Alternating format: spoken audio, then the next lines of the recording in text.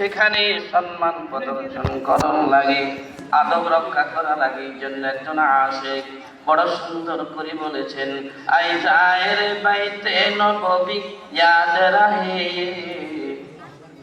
I জায়ের বাইতে নববী ইয়াদ রাহে, कि बेकायदाया जंब से लब बेअदबी है, कि बेकायदाया जंब से लब बेअदबी है।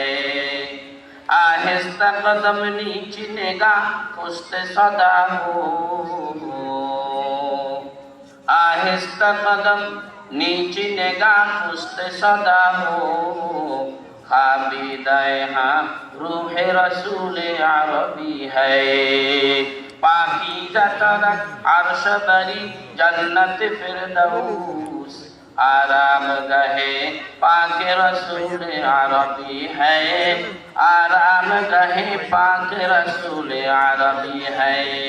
समस्त नबीरा ताদের কবর মুবারকে রওজা মুবারকে জিন্দা, আমগো নবী রওজা মুবারকে জিন্দা। এই জন্য সেখানে আওয়াজ ছোট করা লাগে, আদবের সাথে রক্ষা করা লাগে, আদবের সাথে চলা লাগে। হাজী সাহেবানরা আপনারা যারা গিয়েছেন দেখছেন মক্কার বাথরুমগুলা আর মদিনার বাথরুমে কেমন তফাৎ। মক্কার বাথরুমগুলা অনেকটাই উপরে আর মদিনা মুনাওয়ারার বাথরুমগুলি কত গভীরে। ইমামে আযম আবু হানিফা রাহমাতুল্লাহি আলাইহি মদিনা মুনাওয়ারা যাওয়ার পর এখন জিয়ারত করে শুধু চলে আসতে চায়, আহবাবেরা দেয় না, জোর করে ধরে রাখছে। থাকতে থাকতে 9টা দিন পার হয়ে গেছে। 9 দিন পর ইমাম আযম আবু হানিফা রাহমাতুল্লাহি আলাইহি কয়, আমি আর থাকতে পারবো না, আমার ধৈর্যের বাঁধ কুলায় না। বলে কি করো? 9টা দিনের ভিতর আমি টানা রোজাদার, টানা রাত্রেও কিছু খাই নাই, দিনেও কিছু খাই নাই, এক ফোঁটা পানিও পান করি নাই, এক লোকমা খাবার গ্রহণ করি নাই, আমি আর টিকতে পারবো না, থাকতে পারবো না। আহবাবেরা জিজ্ঞাসা করলো, হুজুর কি ব্যাপার?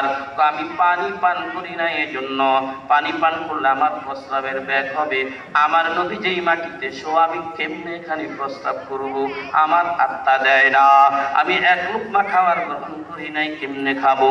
আমি যদি খাবার খাই আমার পায়খানার ব্যাগ হবে, আমি পারবো না, এই জন্য আমাকে ধরে রাখতে পারবা না। ইমাম মালিক রহমতুল্লাহি আলাইহি মদিনার মসজিদে টানা 30টা বছর তিনি হাদিসের দরস দিয়েছে।